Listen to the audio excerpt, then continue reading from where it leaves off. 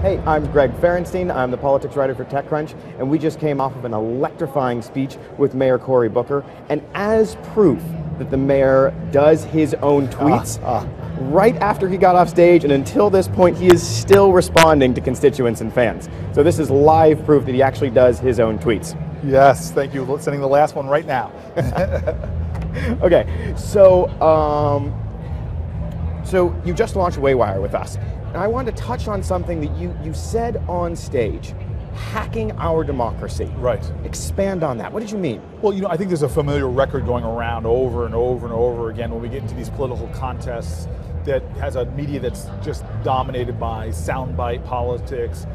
We've got this combustible atmosphere where it's really the media news story of the day. And this is a game that I think is turning a lot of us off. And you see more and more money funneled through super PACs about negativity, negativity, negativity.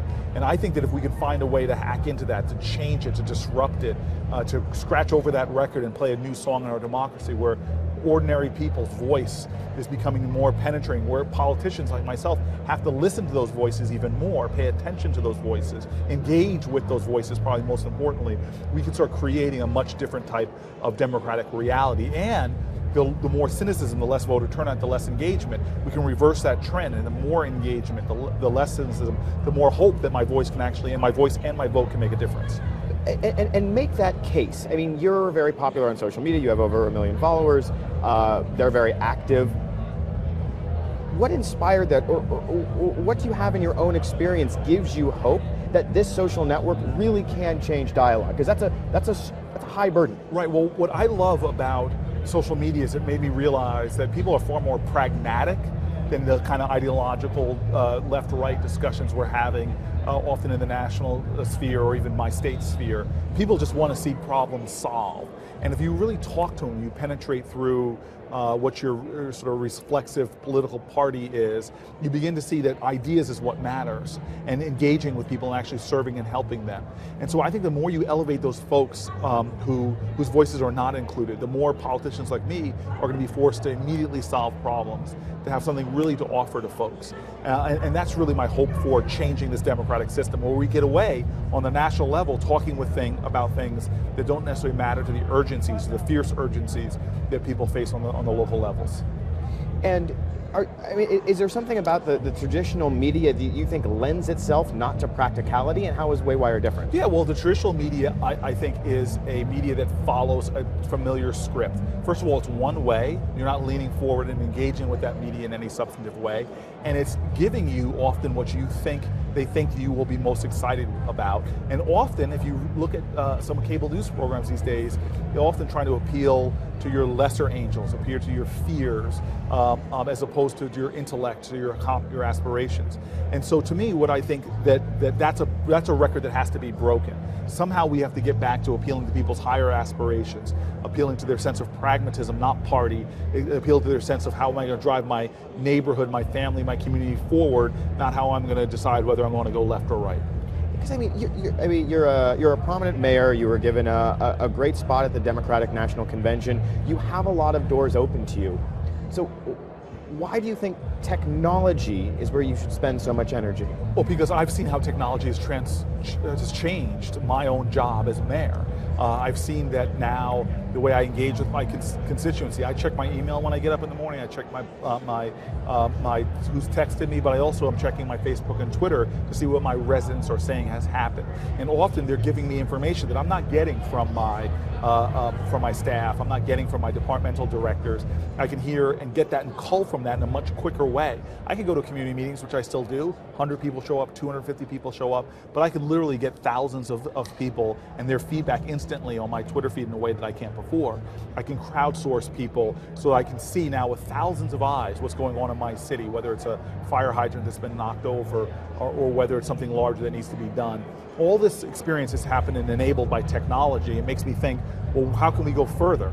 And what else can technology be doing to change government's ability to respond to the needs of its constituencies, but more importantly, to better create better ends that we all seek?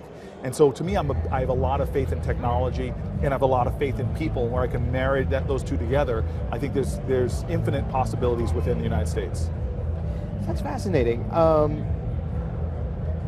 So let's talk about how video makes that difference. Because Twitter right now, you have text. Yes. So what is video going to do? How is it going to make your job better, or politicians' job better, or decrease partisanship? Why video? Right, well, again, first of all, we're becoming a video generation. I mean, there is a video literate generation that's growing, and the consumption, literally in the next 3 years, I'm told by some analytics, we're going to double the amount of video we're consuming. And so that shows me where we're going. But I also know from myself, a text or a tweet is very powerful.